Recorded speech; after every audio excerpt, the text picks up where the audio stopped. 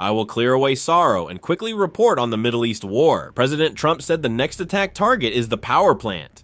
"And the new government leadership knows what needs to be done and that it must be done quickly," he said. This is Syria. In Syria, there was an airstrike by the Israeli military. A large explosion occurred. A ballistic missile fell on Petah Tikva, leaving a large crater. Security authorities estimate that this missile carried a conventional warhead with about 400 kilograms of explosives. Hezbollah is hiding rockets in houses and secretly launching them into northern Israel. The Iranian Revolutionary Guard claims to have shot down a fighter jet, which reportedly fell on Keshem Island. Hezbollah released a video claiming they attacked an Israeli AH-64 Apache attack helicopter with a man-portable anti-air missile over Kfar Kila in southern Lebanon. The attempt to shoot it down failed. This is Iraq. A fire broke out at the Victoria U.S. Air Base in Baghdad due to a suicide drone attack.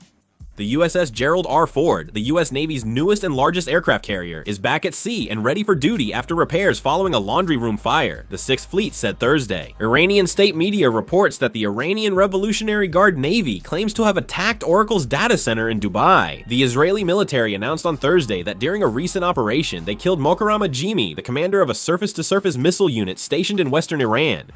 The Associated Press reported that a drone company backed by President Donald Trump's two oldest sons is trying to sell strike drones to Gulf countries facing attacks from Iran, citing company executives and a former White House ethics lawyer. Secretary of Defense Pete Hegseth has ordered General Randy George, the 41st U.S. Army Chief of Staff, to resign and retire immediately. Secretary Hegseth wants a successor who will carry out the Army's vision that he and President Trump have in mind. U.S. intelligence agency's latest assessment finds Iran still has missile attack capabilities. Democratic Senator Chris Murphy from Connecticut said Wednesday night that the president's speech was based on a reality that exists only in Donald Trump's mind. Senator Chris Murphy said the U.S. is losing the war. A spokesperson for the Iranian Armed Forces General Staff said they are waiting for the U.S. to launch a ground operation and will teach them a lesson they won't forget, ensuring they never consider attacking even the weakest country in the world again. Ali Ojamai is the new Navy commander of the Iranian Revolutionary Guard Corps.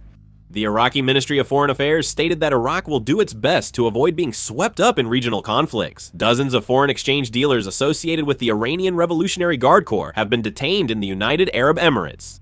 The Pakistani government said Thursday's price hike was unavoidable because the war involving Iran raised global oil prices. The government raised the per-liter price by about 20% twice last month, and this time it increased them by an additional 137 rupees.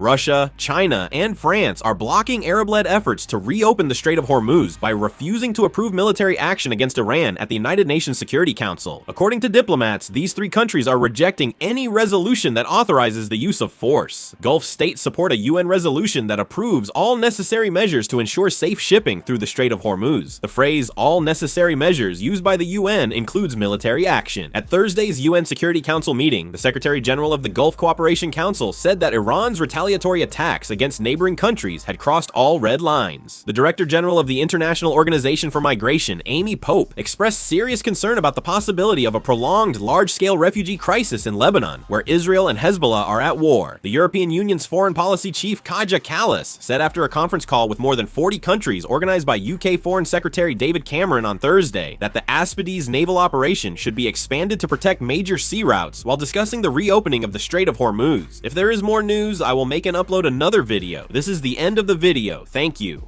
Ja.